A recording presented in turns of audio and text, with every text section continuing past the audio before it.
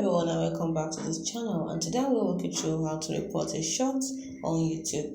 Let's say there's a particular short you're watching and you don't really like what's in it. There's something there that you need to report. Maybe content, sexual content, is violent, or there's child abuse or something that is totally wrong. What do? You open the short like this and then you tap on the three dots at the top right corner, and then you see report with the flag, tap on it, and then you choose what is going on, you see? Because they will check, YouTube will check all community guidelines, so don't worry about making the perfect choice. Just choose the option. What is going on? Tell YouTube what is going on.